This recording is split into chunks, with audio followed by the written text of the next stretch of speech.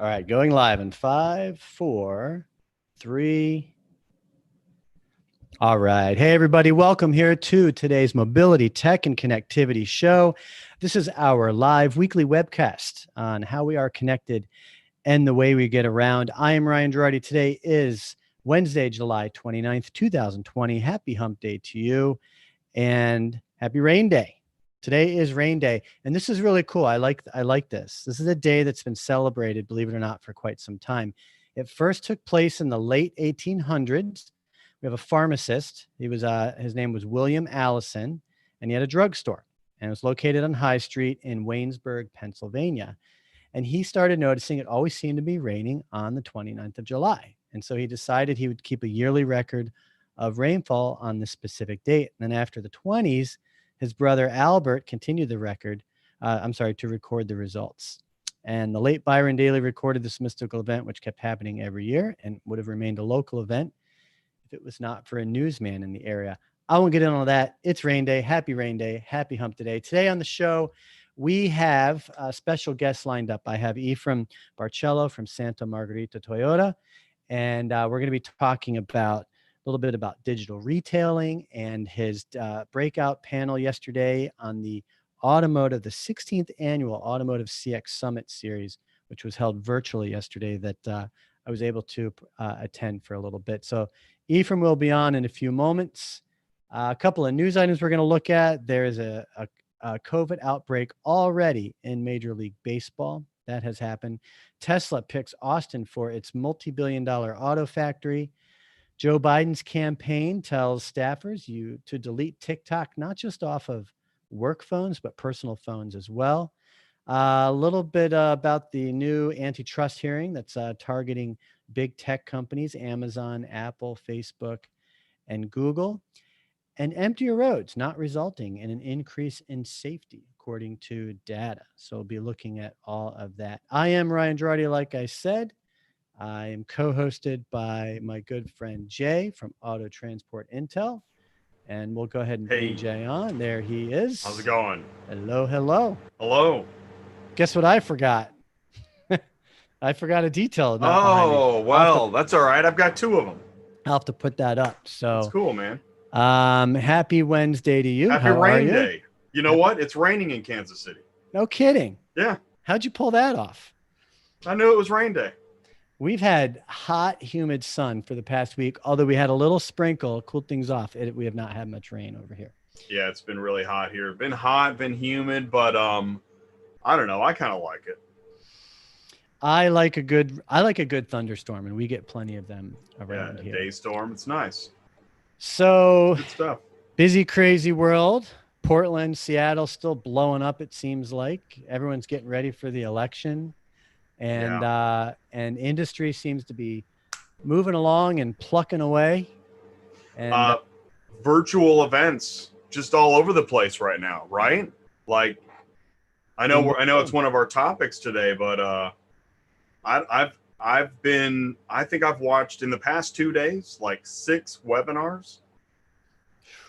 Like multi-hour webinars, or I had standard? I had two going at the same time yesterday. 2 separate machines? Yeah, laptop and PC, 2 separate webinars. Yeah, no, it's webinar city right now. Now, while you're attending, are you working? Are you getting stuff done? I try to, but I shouldn't get too much done because I should be engaged. And so I think we're all kind of measuring. That's what's so interesting, and that's why it's important to write that you have the microphone and then you have the earphones, and because while you're creating output, you need to be getting the feedback of the input to make sure what you're putting out is something you would want to take in. And so I've seen portions of webinars that are not engaging, and that's when I'm getting something done, and that's not good. But I've seen other portions that were, great stuff. And it's interesting how a show and tell, good graphics or charts or bulleted information can really help a presentation. Mm-hmm. It's good stuff. When you're at like an in-person event and you know, whether you're just like, let's say like a keynote speech or someone's presentation, you know, oftentimes everyone's sitting there in the audience fiddling around on their phones, or they got I their know. laptop up and working. So, you know, it's got to be worse when Yeah. you're virtual.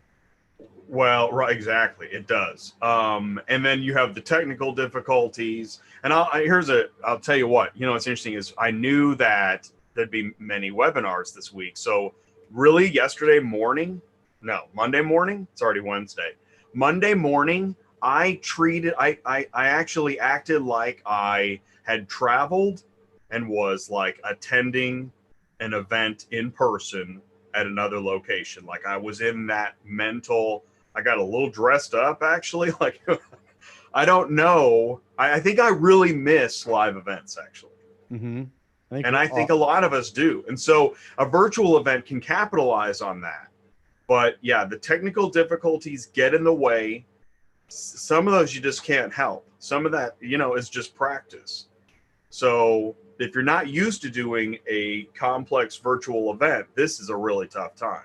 The tech is difficult. If you think about an in-person event, you have a controlled environment where the event, the conference is controlling like the audio video, right? And you Right. as a speaker, you know, you use their lapels and their equipment. That's But with right. these virtuals, everyone's either at an office or a dealership or at their house, and now we're all dependent on their technology, their internet, Right. and that happened a lot on, I mean, these feeds jam. So Yeah. yeah, that definitely hits the And experience. that's the thing is that, right, is that you said it very well. In fact, I saw one webinar, somebody said, I don't know what the kids in the neighborhood are watching, but I know it's getting in the way of my stream. And I thought that was it was a great comment. It's really helpful when we humanize. We need to that would be my recommendation. Some people need to humanize more to keep me engaged and to keep us informed and accomplish what it is that we're trying to do. Because if nobody's engaged, it doesn't matter what you're saying. There was one yesterday where, and I'm not gonna provide any details, but the person was just reading from a bland corporate Right. script, and I was I've just like, seen a this couple of isn't those. You're working. right. If you're doing this, hi everybody. Like you got that's no. Don't throw the script away because if you can't, you know, we're all human beings. You can talk.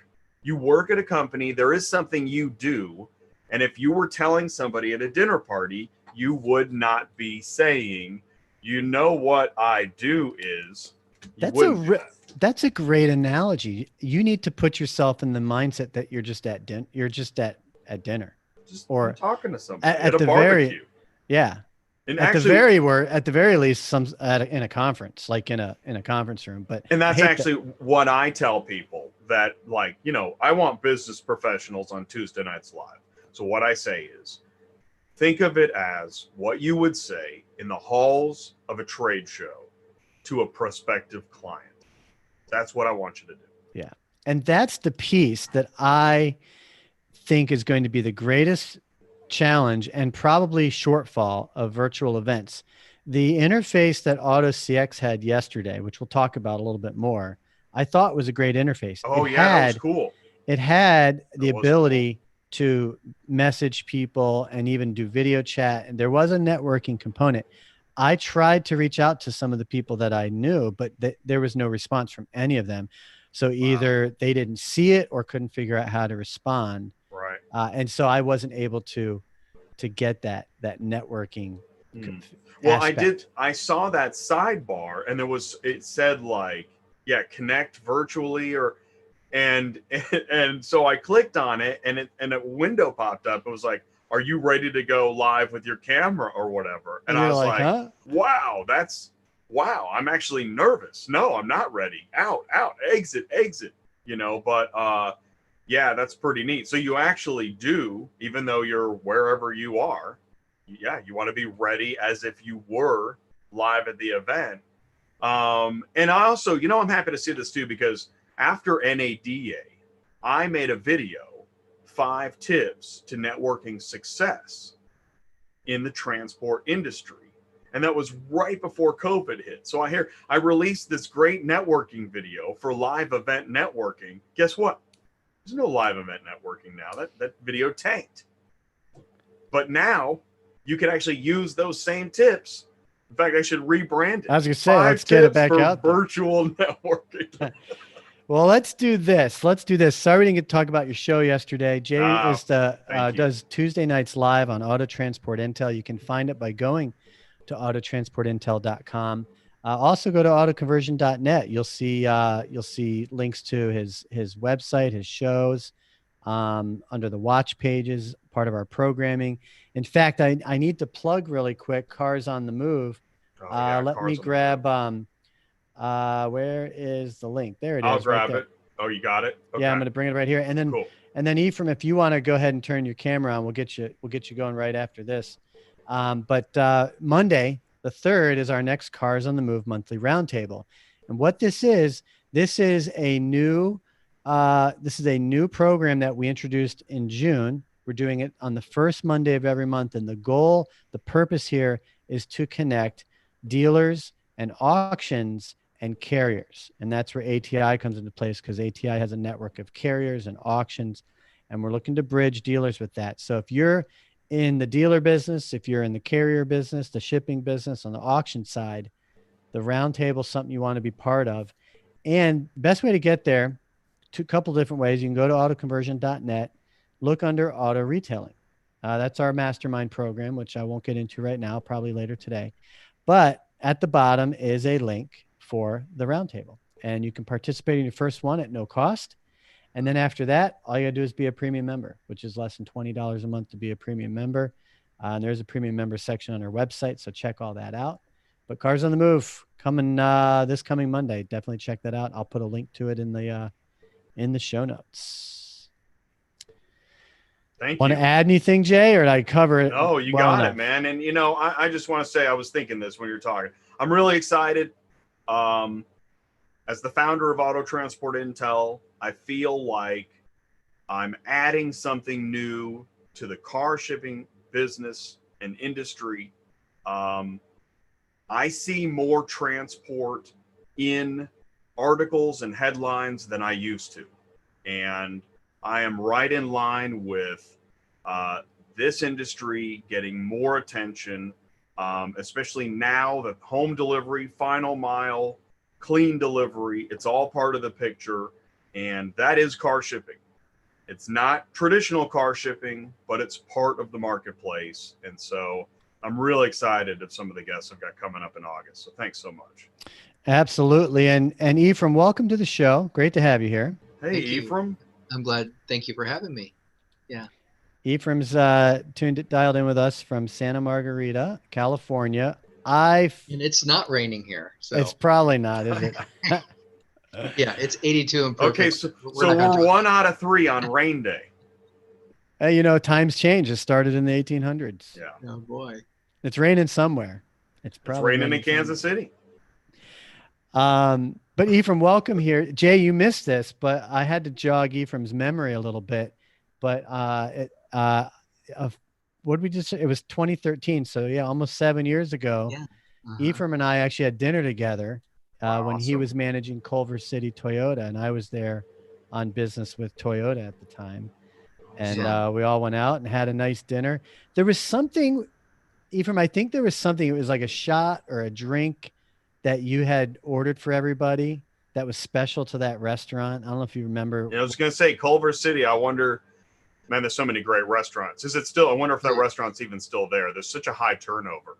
We're talking Los Angeles. Culver City's in Los Angeles. Yeah, 7 years is kind of an eternity. That place and the restaurants out on the street it's amazing. It's neat that everyone's doing that now. But Culver was cool. I'll bet you it was limoncello.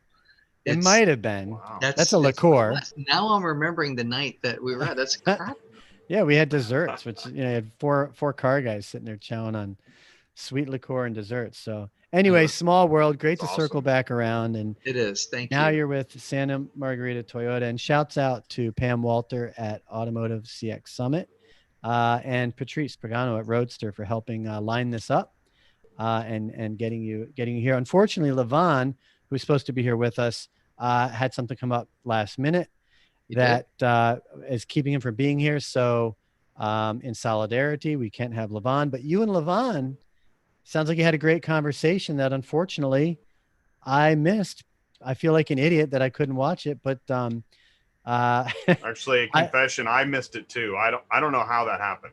Well, I think we got the times mixed Yeah. up and we're waiting in the wrong room, but We're embarrassed.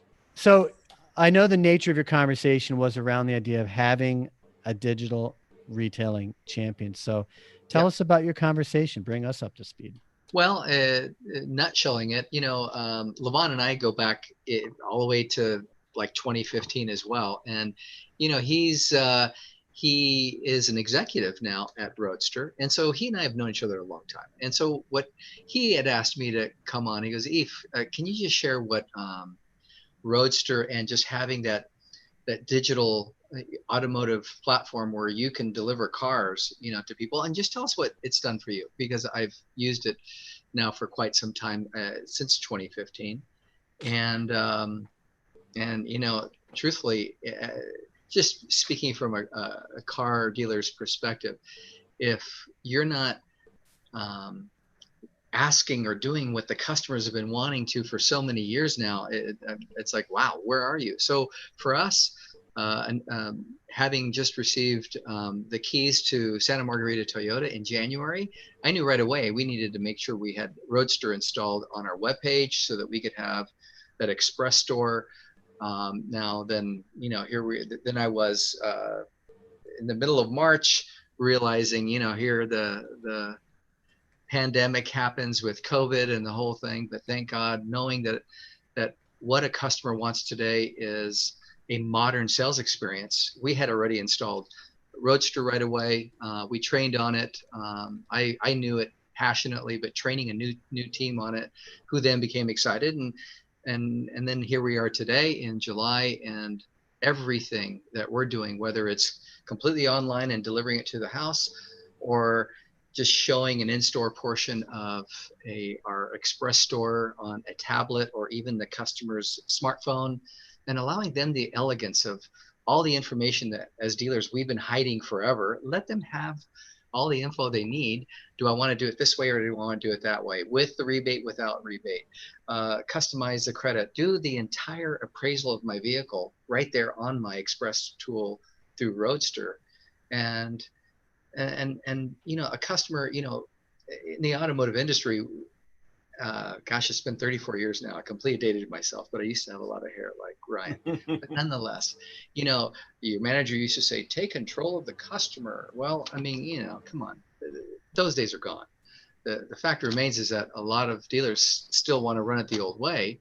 And for me, let's just give the customer what they want, which is let's let them do it their way. They get to buy the car the way they want to. Let's have this information transfer that allows for them to have all the options and choices that we've been hiding forever, and then let them have that freedom of choice without the pressure. I'm also a one price dealer, so that I love the way the two are just very in alignment.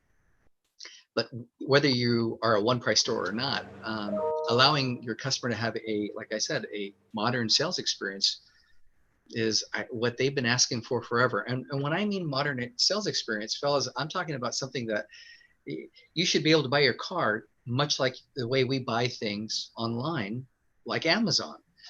This is what customers have been asking for. So I'm thinking, from a psychological standpoint, we talk about things like web rooming and showrooming, and it seems that it must have been some of the knowledge that a lot of research was happening that didn't result in a sale, plus the COVID environment that resulted in the quick adoption of a lot of the digital retail solutions. Because I know even a year ago, it didn't seem the adoption was on par with what some of the service providers thought it should be. Right. And it took COVID, right, to essentially to bring us force up to us. speed. Yeah, it forced us. Yeah, and But it was good because it is good because the it's what customer, should have happened a long time ago. Truthfully, the customer wanted it. yeah. Well, we got out of the kind of dinosauric Neolithic way of just again roughhousing a customer. I mean, fellas, we all know that the one of the things that customers hate doing is buying a car, just because of what we've had to force them to go, what we've made them go through this whole time, and that has to end, really. And it's funny. I'll just say this, that it was about 5 years ago. I finally just said to my team, I said, guys, I'm out of the car business. As of today, I abandoned the notion that I'm in the car business. I'm in the people business. People need to do and take care of one another differently. And when you do that with passion and a real sense of integrity, and I'm going to just do this the right way and understand what it feels like on the other side of the table. And let's just quit doing what we've been doing to customers for so long. And let's just give them a fun experience of buying a car and allow them the freedom of choice and all of the options. We've been able to grow our business at every touch point, even in the headwinds of a market that wants to pull everything back in terms of market share. So, hey, I'm grateful. Ephraim, you had mentioned you've been using Roadster specifically since 2015, if I heard you correctly, Yep. right? Yeah. So unlike a lot of dealers who have been resistant to change and adapting technologies like Roadster, that I think when the lockdowns hit, a lot of dealers, it was kind of like, okay, we have to go this direction. I think that's the general consensus, but that wasn't the case for you. But how, over the last few months, because of restrictions, because of safety and the the new variables in the process, can you speak to some of the immediate changes that you had to implement within your process that was already existing to give customers that level of transparency and convenience? Yeah, we had to execute at a super high level of something we were already inaugurating and preparing inside the store. But hey, when I know I'm in California, so the California at one point said, hey, showrooms are closed. You're an essential business. Your service center can be open, and the showroom can only be open for appointments and or online delivery or offsite delivery. So we were totally prepared for that, fellas. We were, hey, go online. We can even talk you right through how you can work this out on your laptop at home or your smartphone, and share with you all the information, and then unlock all of the pricing and purchase options, whether it's a lease or retail or whatever it might have been. And then just press the button. Let's confirm those selections. Finance manager will go ahead and make sure that he can literally verify all the information you put up. Basically, you submitted. And from there, we literally send you the docs via a very much like a DocuSign on your end. You do it, someone shows up to your house. It's a personal delivery at your office or home.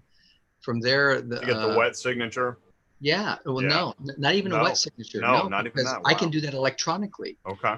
Yeah, so I mean, and you know what's interesting, Jay, is that I mean we can buy $1 million piece of real estate via DocuSign, but for the longest time we couldn't buy a car. It just was off sorts. I'm grateful that I pushed that through right away at the beginning of the year. So when we were literally ready to go, and there was a lot of customers that felt like, hey, you're able to now accommodate me. I feel totally safe. Not only am I getting all of the feeling of control and all the information I need to feel good about whatever decision I make, but then now I don't have to kind of go into the dark showroom. I don't have to be thrown into the F&I dungeon and do all exactly. Yeah, and so even today we still do it the same way. Roadster, whether it's cradle to grave or whether it's just partial, it's a part of every sale we do. Awesome. And in a little dealership like this, in a total neighborhood community in South Orange County, we are still scratching our head, but glad. And a lot of our peers are asking, how did you double sales through this kind of sales environment or Wow. headwinds? How did you do that? How did you do it? And in a roadster environment, how did you do it also with the profitability? Because if you're going to do one without the other, I don't need the practice, you know. But so at the end of the day, I think it's simply because in the neighborhood that we're at, well, they've been eager and wanting to do business. First, Toyota is a great brand, but to do it this way allows them to say, yeah, it's an easy yes. And that's the whole deal. That's fantastic. And that is 2015. I mean, I would count that as early adoption as far as this technology, right? For these ideas, yeah. It was the beginning of the company. Yeah. Yeah, that's I was awesome. there near the beginning. I'm grateful. I reached out. I was running a giant, the second largest Toyota dealer in the country. I was running Crown Toyota at the time, and I knew that I wanted a progressive, again, modern sales experience for my customers.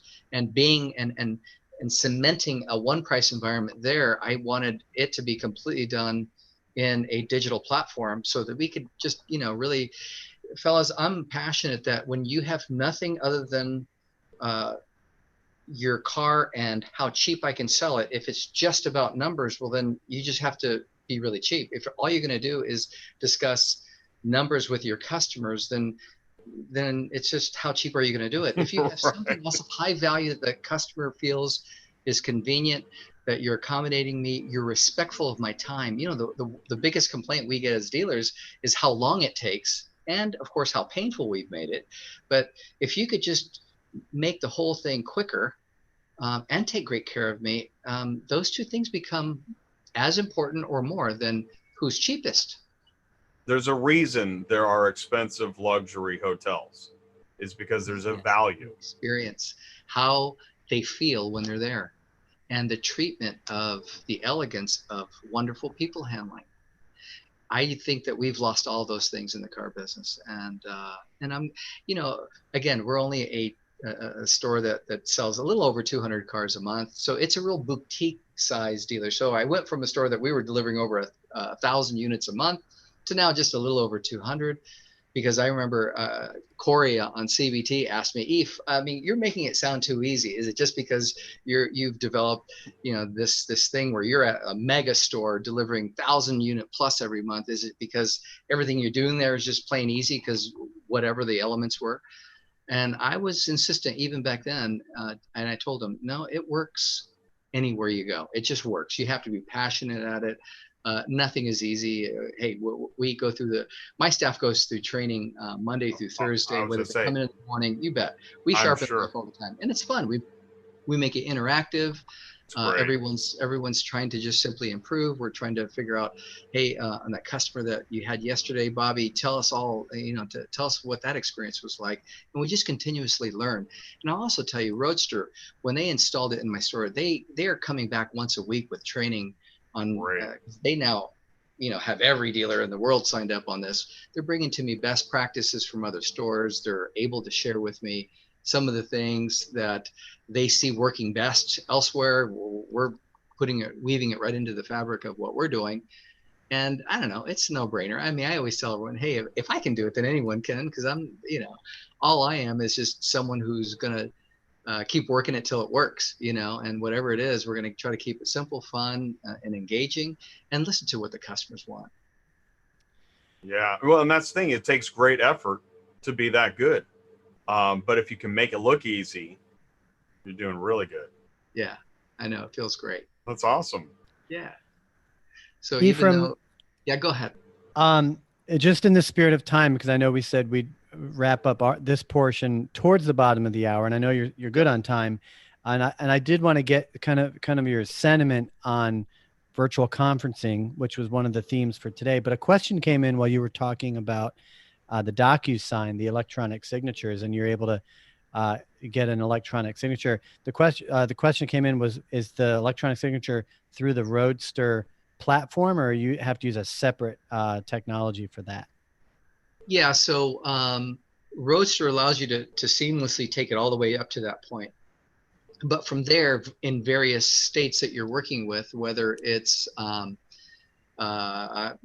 we have CDK. CDK has an online signature platform where we just literally confirm everything by phone, send everyone their signatures. They sign it. I'm calling it DocuSign. It's not DocuSign, but it's the same thing. E-sign, Yeah, e-signature. just exactly. And as a Toyota dealer, Toyota is really marching forward towards the modernization of everything that we do. And so it's seamless. Yeah, it's awesome.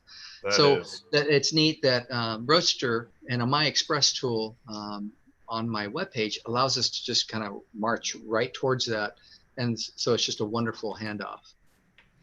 Adam on the live stream says kudos to Ephraim for quote unquote listening to what the customers want. We hear it a lot, and it becomes it's almost cliche. I always use the term, it's like cliche rhetoric, right? We hear it a lot, but Yeah. actually doing it, that burden is on you. Yep. That is all on you.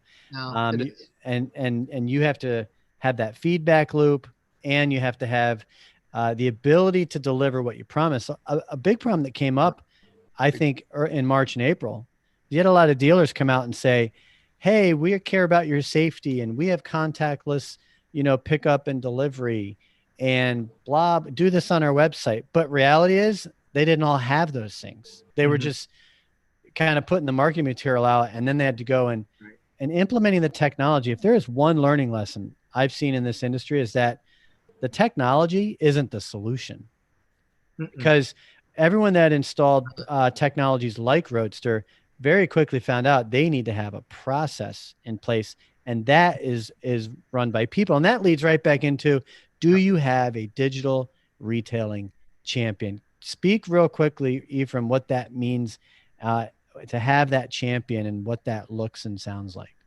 Well, in store, we have, I have non-commissioned salespeople, so everyone is a product specialist and a digital champion. They, many, many, many years ago, as a dealer, I felt like, why is it that we're okay with our customers coming and knowing more about our product than we do? And we were saying that for a long time. No, I thought that's ridiculous. If I went into Apple and there was, instead of the Genius bar, it was the dummy bar, because I was going to go back there and parlay with someone who I knew more about it, their product, and that just obviously is not what Apple's all about. And I felt like, well, shame on us. I want to have, people who are committed to just, let's be actual experts on our product. Let's be guys and gals who can really speak to everyone in terms of information. And then, so you mentioned a champion. Roadster calls us a super user, because that means it's part of every transaction we do, and it is. So but I'll tell you, we have to go through and review and go through, as I said, training all the time on every process we do, including Roadster, because we believe that our delivery, as we get somebody inside the sales process and just listen to what they're looking for, deliver what they're asking, share with them information and choices and options, do that digitally, because this is what customers want. Again, I like to think that when you're buying a car, oftentimes, just as when I go to Amazon, when I select something, it also tells me just after I did that, hey, folks just like you, also considered these two other things. And it's exactly the same thing. That engagement is exactly the same for a customer buying a car digitally as it is in Amazon when I'm just buying whatever. And it's actually cool to see that. But what's neat is that I keep hearing all the time that customers are saying, you know what, I don't know why everyone else doesn't do it this way. And I just kind of giggle and thinking, that's okay if they don't, because I love that differentiating advantage that I have. Because you're right. Everybody turned into, oh, we're going to do this and we're going to do that, and we're going to, walk around with, a hazmat suit or whatever it was, which is cool. My point there is that if they did it, they abandoned it right away. And same thing with this digital kind of more of a, you get to do it your way, a touchless delivery, et cetera, et cetera. We're doing this. Hey, fellas, we're doing it in service. So now I'll really just throw a curveball and tell you that we're doing 40, 50 pickup and delivery and service for service customers that want a more, not only convenient, but maybe a little more touchless service experience as well. And let me tell you, my peers are all saying to me, well, if you're doing that, I promise you, you're not doing it at a profitable level. Well, I would tell you that that's not true. Nothing we're doing, I'm telling you, is coming easily. We're working it. We're training. We're going through the 5 or 7 really important, we think are key steps to making sure the engagement and the care of taking care of our customers a very special way is important. And then when we're done training it, we start all over again. Because I just believe that, people don't need to be told, they need to be reminded. So my staff is always going through that kind of training, whether it's sales and service, and we make it fun now. So it's something that's welcomed all the time. I'm so glad you brought that up about pickup and delivery and service. And here's why. We're not going to get into it for today, but we're doing something new here on the show. And I'll use this opportunity to kind of indoctrinate folks. So on Tuesdays, we have an auto retail marketing mastermind program. And part of that program is every Tuesday we do a panel discussion just like this. It's a Zoom webinar streamed live. What we're going to start doing is we're going to start merging those panels into this show. So we're going to every Wednesday have that. I'd like to invite you back, Ephraim, to have that conversation about profitability, because that came up recently in one of our panels. And it's important to understand, I'll use this as a teaser for everybody. If you're looking at profit strictly as a transactional component, and that's how you're basing decisions on, you're missing the big picture. And I have a feeling that's what you were alluding to, because there's a cost to get customers, and that cost varies based on the dealership, the product, the region, but there is a cost to getting customers. Mm-hmm. If you can get a new customer on a transaction, even if you break even or don't make a lot of money, you still got a customer. Mm-hmm. And that's where the profitability lies. So I see you agree. And so I'd like to have you back in maybe in the next couple of months and take part and really get into that aspect of customer acquisition and profitability. Ryan, I'd be glad to, because this kind of convenience, and I'll just say it again, elegant service, is something that generally isn't, that's usually something that's accompanied the description of checking into the Ritz-Carlton over here at Laguna Niguel, but it's not at a car dealership, and certainly not a Toyota dealership. I mean, I'm not a premium luxury or anything. Listen, I believe that it's about listening to our customer, giving them what they want, and then just that whole experience. I'll never forget as a kid, when I first went into Nordstrom's, I wanted to buy a nice pair of shoes. I asked him if he had this size. He came out with 4 boxes later and did the whole, well, I mean, we thought, hey, if you like that shoe, you might consider these. And I always got nervous thinking, oh my God, I love those. Here's my credit card. I'll just take these 2, throw some socks in, and get me out of here. My wife's going to get me in trouble.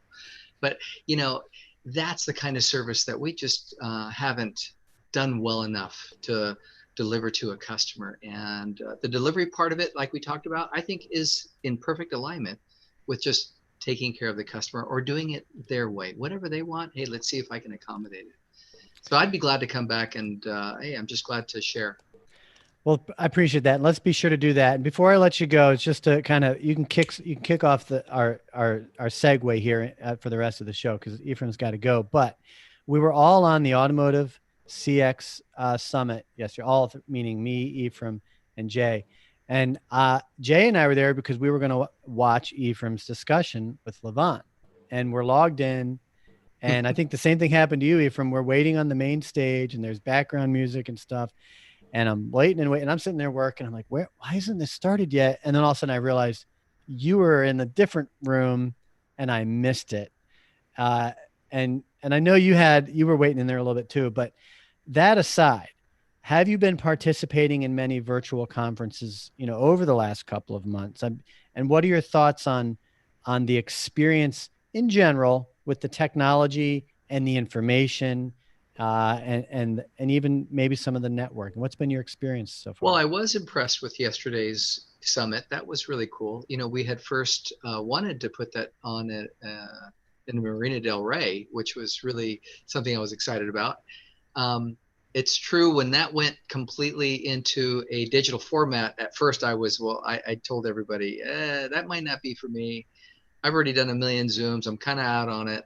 I'm not sure if the engagement or the interest level is there for customers or for other guys that want to see it in this platform. But hey, I thought it was done super well.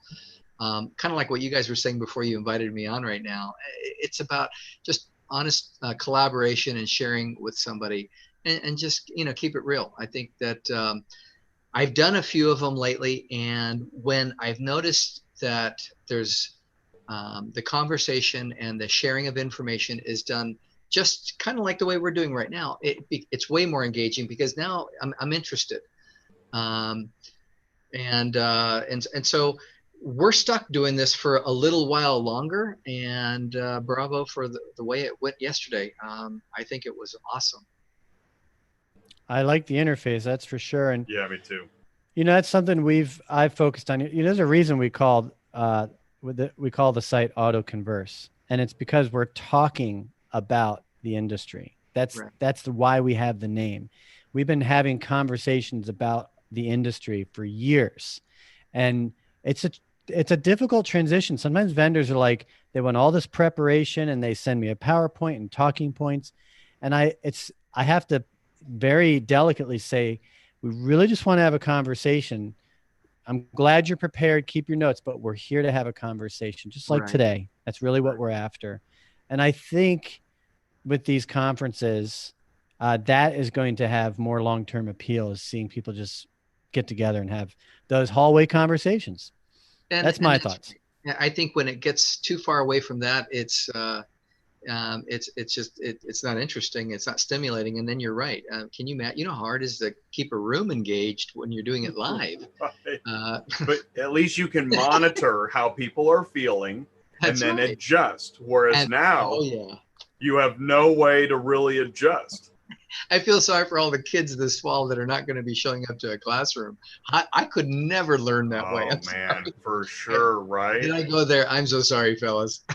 Well, I think the kids agree. The kids want to get back to school. Because the fourth quarter of school, they did not like it. This spring quarter, yeah, they started to tune out. This is going to be an interesting fall. Yeah. Fellas, thank you so much for being interested enough to hear my point of view. Hey, all I'm here to do is share, and thank you guys for what you're doing. I appreciate it. Thank you too, Ephraim. It was a pleasure. Thank you so much. Yeah, love to come back. Invite me. All right, we'll have you back. Thank you, Ephraim. Thanks, fellas. Have a great day. Ephraim Barcelo, everybody, from Santa Margarita Toyota in California. We had him on, as you heard, we were talking about his experience yesterday on the 16th annual Automotive CX Summit Series hosted by TL Summits, which we've been promoting here on Auto Conversion. And shouts out again to Patrice Pagano at Roadster and Pam Walter at TL Summits for helping line that up. Good guy, huh, Jay? Oh, he's great. Yeah, I look forward to talking to him some more. And we'll do that. And like I said, folks, we've been doing our Tuesday programming, auto retail marketing. But what we're going to start doing is incorporating that into this show, be the second half of this show. So next week, used cars, the used car segment comes up. So next week we'll focus on used cars. In fact, you had a headline, Jay, on your show last night about AutoNation growing by at least 20 independent used car stores, which I wanted to bring that up today, but I'm waiting for next week. We'll bring it up next week.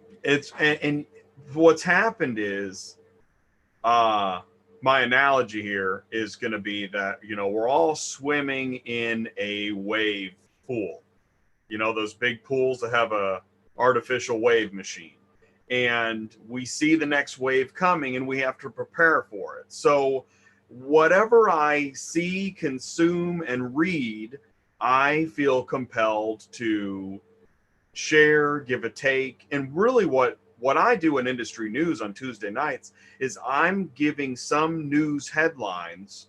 I'm passing the baton of news headlines to people that I don't think saw it.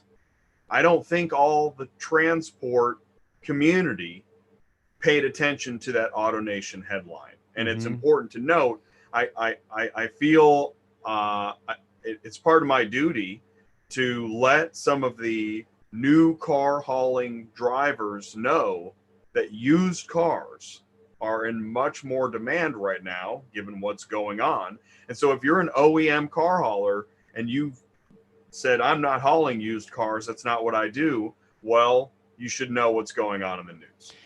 You should. So, and we'll get into that next week, folks. Cool. Tune in next week. We'll get it because we'll have the used car segment next week on the show instead of on Tuesdays. So that's going to be happening.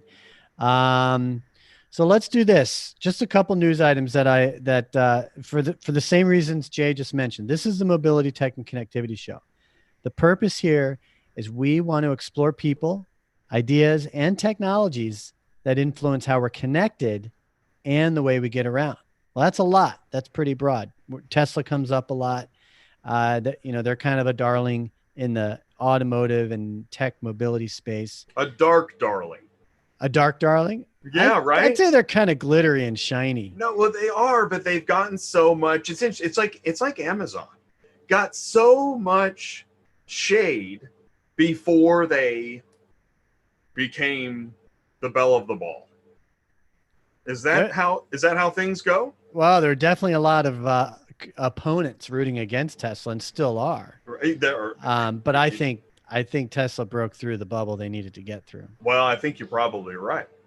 And on that note, in one of the largest economic development projects in Austin's history, Tesla says it will build a $1.1 billion assembly plant in Travis County and will employ 5,000 people. Wages at the factory, which will be located on 2,100 acres off of Texas 130 and Harold Green Road. I've heard of Harold Green Road, but I'm not too familiar. Maybe I've driven there. Wages will start at $35,000 annually, counting benefits, bringing job opportunities and investment to this portion of the county. Will produce the electric vehicle. I think I mentioned this a couple weeks ago there because they were kind of in early stages of announcing this, but this factory will produce the Cybertruck electric pickup, and it'll be the second site to build the Model Y SUV.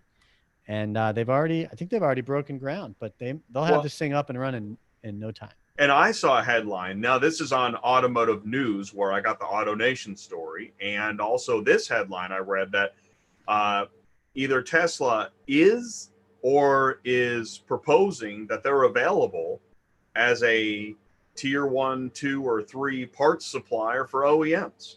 That they'll go ahead and sell parts to other automakers. Bold move.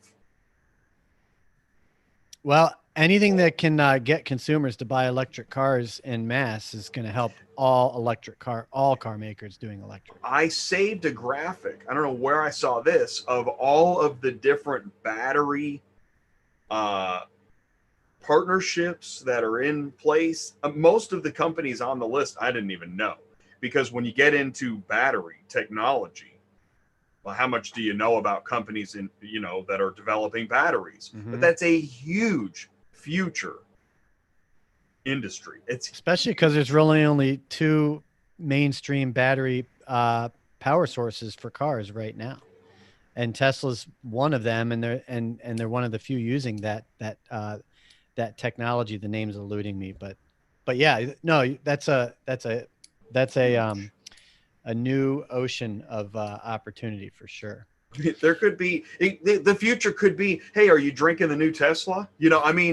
We don't know where this Tesla is going to be a huge brand in the future. It's already big, but Tesla is they are a technology company, not just a car maker. Yeah. Yes.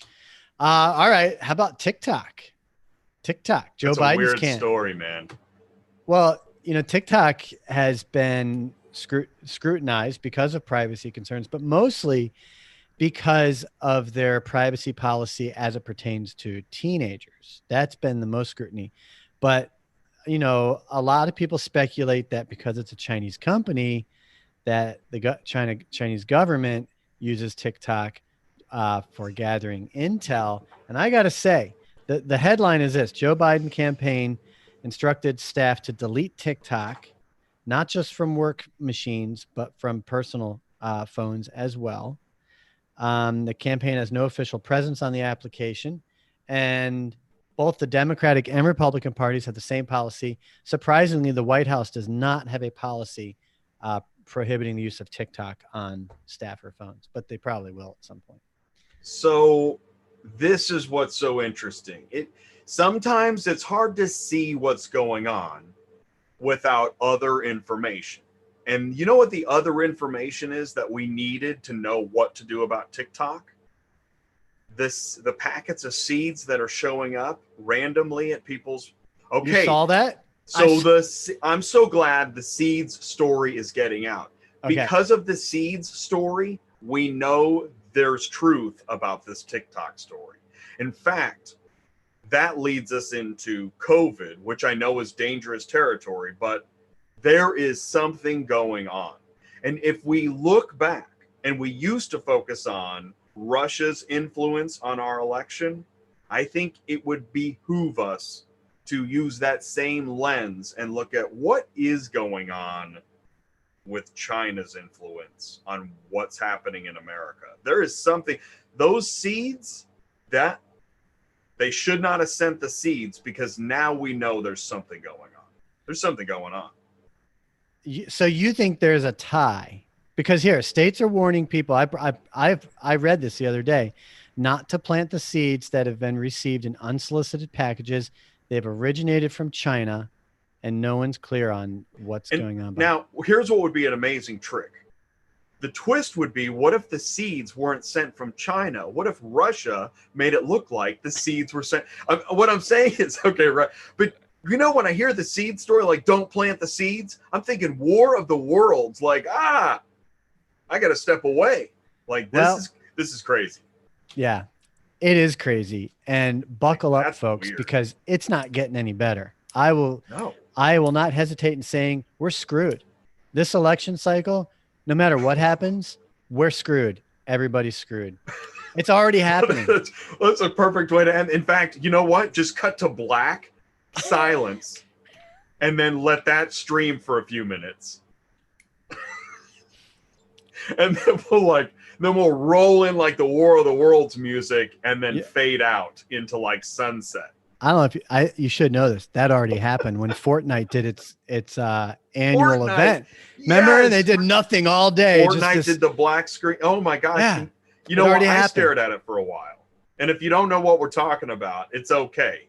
But know this: there were hundreds of thousands of kids around the planet staring at the screen when Fortnite went to a black hole. My son was crying because he thought he couldn't access the event. He was crying. I felt the emptiness, but I'm an adult, so I didn't cry, but I could feel it. I could feel what the kids were feeling, like, whoa, because I play Fortnite. I love Fortnite. Well, maybe that's the day it all happened. All right. So speaking of COVID, Outbreak in Major League Baseball. Miami Marlins now has over 17 players have tested positive. Wow. The season just started. I know. And now everyone, I think the Phillies just played the Marlins. Now the Phillies are in quarantine. Wow. The Marlins were going to play the Yankees today. Now that's all canceled. Oh, it happened. It happened. Yeah, we were watching baseball last weekend, and there's nobody in the stands, and they got cardboard people behind the dugout and all that stuff. I wonder if they put a camera there so you can actually watch the game from that angle. That's a great idea. You should pay. You should have to pay. Well, yeah, it should be included with the price of your ticket. That's a great idea. Okay. By the way, I'll tell you what. Here's your karma. Okay, so if you get MLB.TV or whatever, I think that's what it is, but you still can't. You're still blacked out on games in your area. Hey, newsflash. Nobody's going to games. There's no need to black out the games right now. Yeah, they should be televising them. What are you doing? That's real, and that's not cool. What do you think about politics and sports? Like, is there no way to just get politics to flip out of sports?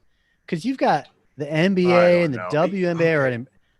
They're like, they're just embracing. I'm watching MLS is back. Okay. And there's a lot of Black Lives Matters t-shirts and stuff. And I on one hand, I'm like, that's awesome. And then on the other hand, I'm like, I'm trying to watch soccer. And the two they've really met, and the Colin Kaepernick and all the so what I'm trying to draw attention to is that sports and politics have mixed, and I'm trying to watch a sport. And I think this is what some of the owners are saying, like, guys, please stop kneeling and all that stuff. We're trying to have a sport. We're trying not to be political. Because if you go to McDonald's, you don't have McDonald's employees like kneeling. I mean, you just order your food. You don't have to like wait for the employee to finish their political statement, right? It's an interesting argument. I'm trying to remain sensitive while actually talking about it. I don't know the answer. Well, each organization that has the right to do what they want. It's their organization. It's their league. They want to blend them in. But you're at work can too. So there's that argument. But I'm saying there's no law prohibiting them from doing what they want. But the consequences are you're going to alienate some portion of your fan base. You're just going to do that. And how about the guy that stood for the national anthem while the rest of the team kneeled? He's on the other side of the planet now. Like, what? Yeah. I thought this is what we did. And personally, I've said this before, I like the national anthem. It makes me feel proud about America, but I also understand what's going on. I don't know. It's pretty wild. What's next? Let's see what we got. Let's see what's next. Oh, by the way, I want to say this about Tesla's Austin. So have you been to Austin? Yeah, years ago. That's cool. Over 10 years ago. I want to see it. I've never been, and it sounds like, man, that sounds like a great location to do this. Well, let's move to Austin. Well, we'll just go and do a report. We'll do a report. Keep Austin weird. That's so cool. I think that's great. So this came out. Amazon, Apple. Well, really, Amazon CEO Jeff Bezos, Apple CEO Tim Cook, Zuckerberg, and Google CEO Sundar will be meeting with the subcommittee on antitrust, commercial, and administrative law to be questioned. Did you see that, by the way? Questioned. Okay, good. Yeah. Not to like antitrust. Create more self-serving rules, but to be questioned. It's expected to be one of the most important antitrust hearings in decades. You know what? I'm reading this, and I'm thinking back to Microsoft went through this. AT&T went through this. Companies, capitalism just works that way. You get it right, and it's like the opposite of cancer. You just start growing and accumulating market share, and then boom. There's no what company is going to stop doing that? Well, this is why I like to talk about capitalism in the same way that, I might diagnose a possible problem. I don't know if capitalism is a perfect system. And people that live and die, that capitalism is a religion, I'm not sure if that's a great call. If what's a great call? Well, to defend the religion of money in itself, because we're people. And if you just defend the dollar, well, then why not have robots replace all the people? Because that's going to be the best way to accumulate the most dollars. It's interesting. I think I shared it with you, and Tucker Carlson was talking about a society that's replacing all the people with robots. And what he was basically saying is that's not a good idea, because we are a society of people. There's a point at which the almighty dollar is not the end game. Mm-hmm. It's to have a great society. Mm-hmm. Now, what I just said, suddenly, if I've offended the religion of money, then I sound like a socialist. I don't know why it has to be so black and white. There's no gray area here. There's a lot of gray areas. I would hope so. But I think you're hitting on a good subject, which is in the world, money and power. Inevitably, there are as people, as companies, as governments gain power, they just want to accumulate more of it. That's more just and more and more and more. that's just inevitable. I don't think that will ever change. I mean, go back to the feudal system, Well, right? Why would you stop trying to get land and wealth and retain your power? Look at but Putin. if you said to somebody, you know what, I'm going to do the same thing with food, they'd say, whoa, you Or got a toilet food problem. paper. Nobody ever says you got a money problem. They say you got a food problem. That's a You good point. right? You could be as good. Yeah, you could hoard all the money you want, and it's like, And that's how you're respected. And that's how we have like sociopaths hidden in plain sight that are obsessed with money because no one calls them out and says you got a money problem. Yeah. Well, I think you have to be a sociopath to get there. And To I don't some want to degree. listen.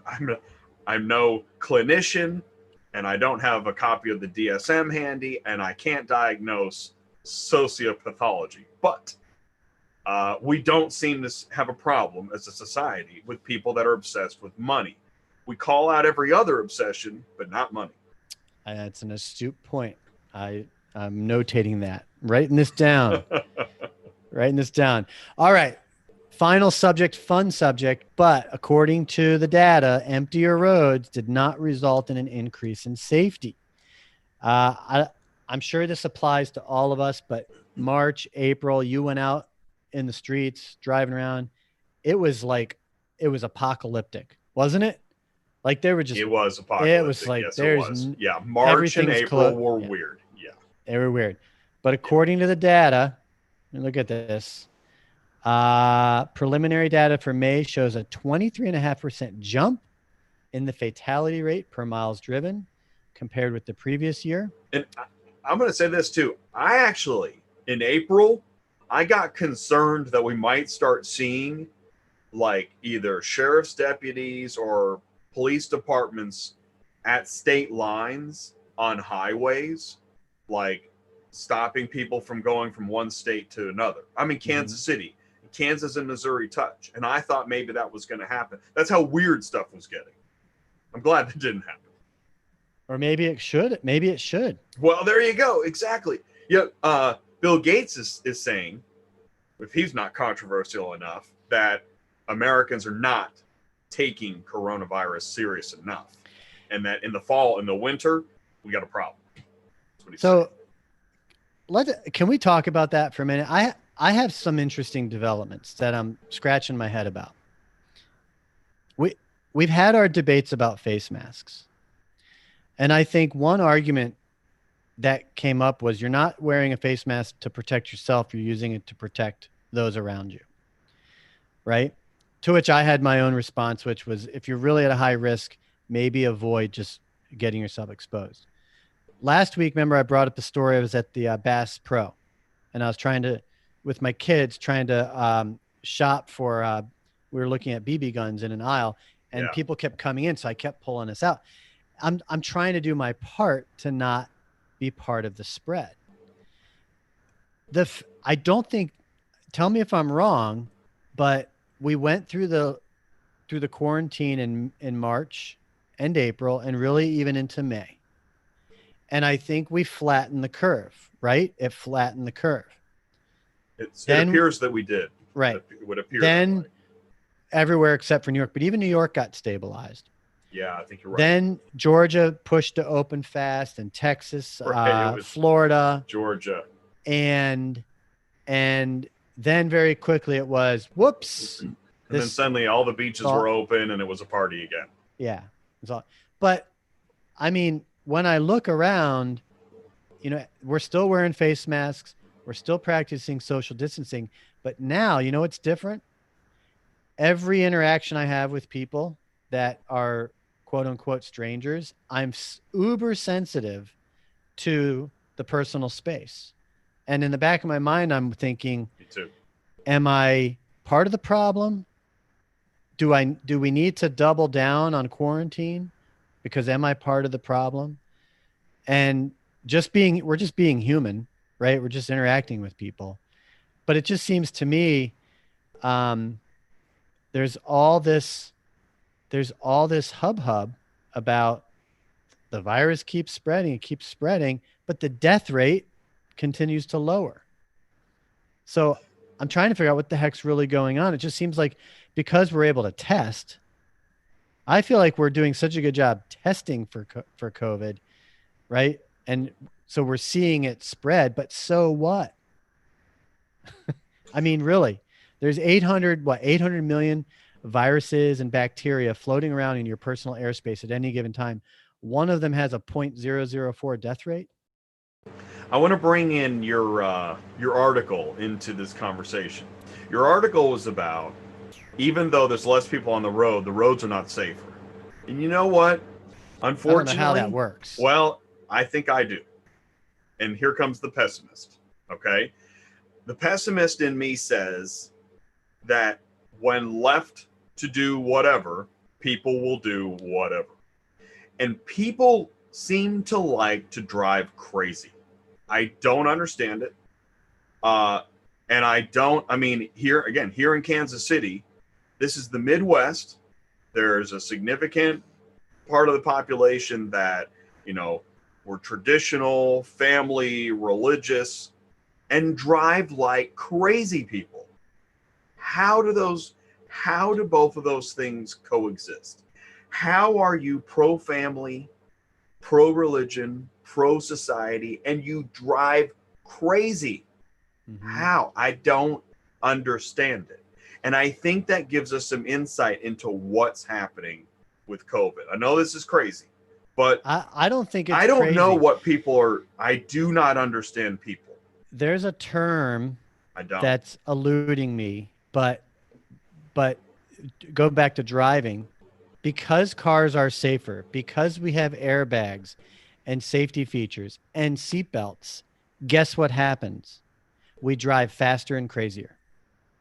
People drive, and there's a word for that. There's a word for that. A category. You could be a nice car. It could be a junk car. Male, female, younger, older. Everybody has the potential to drive crazy.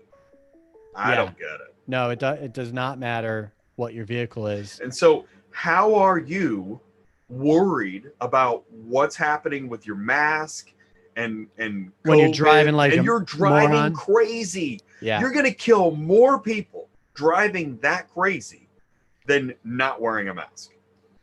So you think, and I in the article, it's talking about how miles driven has decreased 25%, but deaths per 100 miles has increased.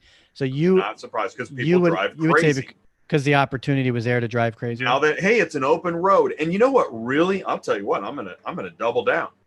I see people drive even crazier when there's bad weather. Like it's a car commercial. I don't know what's going on. I don't understand it. So do you think that ties into the COVID behavior because we're wearing masks, people are more careless? Well, okay, good. Thank you. Because I think all this shutdown and pent up, people are acting crazy. I agree. I was having this conversation the other day. Mean, what we're seeing with people peeing on floors and emptying their shopping carts and getting into arguments. Seriously, you got this far in life and now over a mask, you're just going to risk it all. I don't get it. I don't know what's going on. I like that. Now because of a mask, you're going to risk it all. But we're human beings. So that's the thing. And that's part of we're human beings. We need to. So when somebody freaks out over not wearing a mask, it's kind of like the defund the police argument, which isn't defund. It's, fix or alter. If somebody is freaking out over a mask, hey, is it possible we can all just take a step back? Okay. All right. I understand you don't want to wear a mask and you came to get your groceries. Can we work something out? Instead of then that person doubles down. Well, then get out of the store. Everybody wants to double down all the time. What about empathy? Can we try that? You know what? You say that, but here's the flip side to that argument. People that have a problem with those not wearing a mask seem to have a very violent problem about it. They seem to feel that if you're not wearing a mask, then I have the right to verbally and physically assault you. And that's not cool. That's not. And I think that is a symptom of living in a society where we cancel everything. So you basically gotten your way up until this moment where you're going to trash your shopping cart and pee on the floor. That's what's happened. You're a Karen. Guess what? You're a Karen. This is your Karen moment. If you can't handle just putting a mask on for the safety of everybody else and slow your car down in the rain or the ice and snow, just chill out. This is a society. You've had it your way for a very long time. Relax and put the mask on. It's going to be okay. Unfortunately, that behavior is ingrained into our culture. Well, That really is. Well, and it is. And that's where you get into existential times, folks. Man. Existential times. Listen, thank you again, Ephraim Barcelo, for being up here. He had a breakout session yesterday on the Automotive CX Summit, and it's a lot to get on back-to-back events, taking up 60, 90 minutes of your time each day. So we appreciate that. We appreciate you for being here watching. I've a couple of announcements. I've recently started doing this show, the live stream, on the AutoConverse YouTube channel. In fact, I think, you know what I should do, just so everyone has a little visual here. And don't leave me here, Jay, because you're part of this. Okay. So on autoconverse.com, we publish a blog post with what's coming up. And so you get a feel for what we plan on talking about. We pick news items about people and technologies and ideas, and we usually have featured guests and interviews. But we also, on Tuesdays, have been doing our auto retail marketing program. And we're going to experiment and start putting those as segments in the Wednesday show. So I know you're used to our Tuesday program. We're going to start moving these into Wednesday's show. So what happens is, look at this. If you look here, oh, you know what? I didn't put the link in there, did I? No, I didn't. When you sign up for the show, there's no link in here, but when you sign up for the show, where's that sign up link? See, I screwed this all up by changing this around. Point is this. I screwed it all up. Point is this. Get subscribed to the AutoConverse YouTube channel so that you can access these shows at any time you want. Okay, anytime you want. You don't have to register. You don't have to register if you want to be here on the Zoom. Other than that, you don't have to.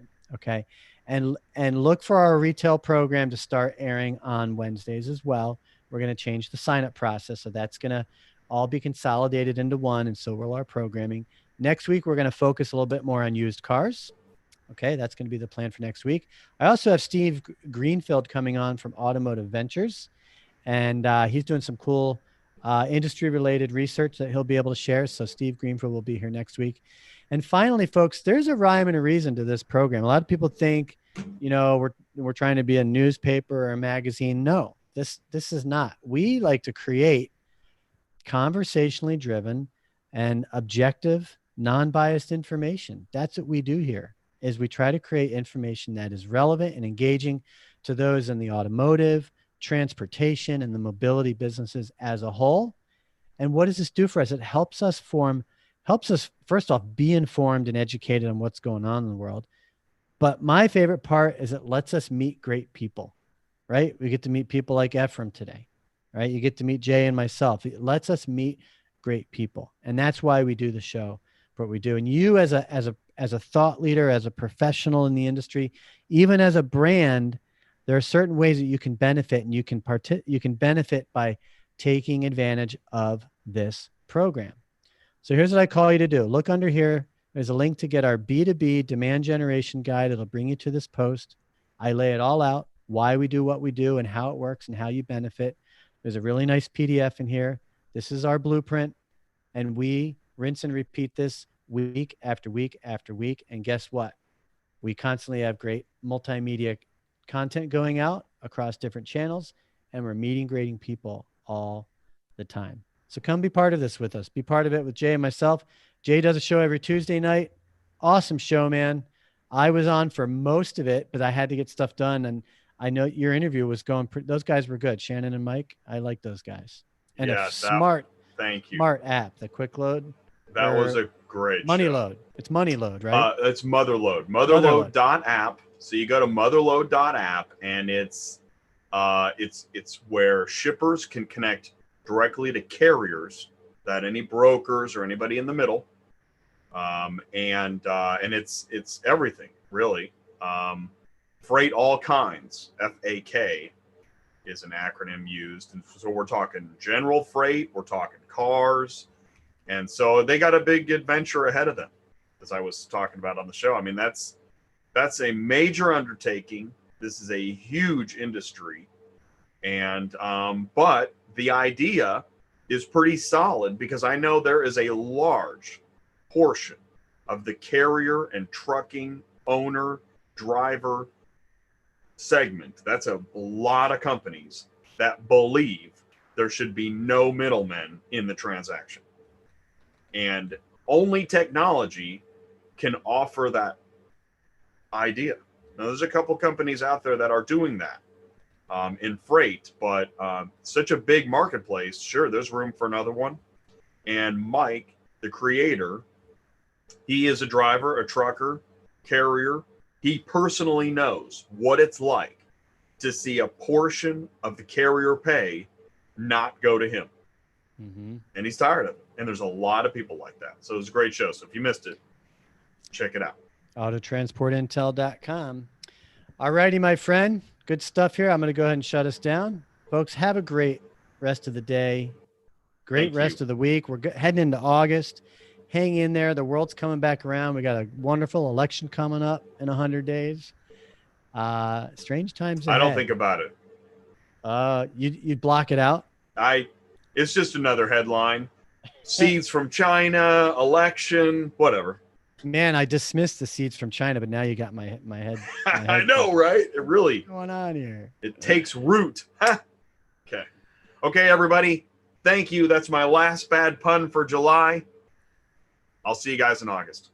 Take care, everyone. Thank you.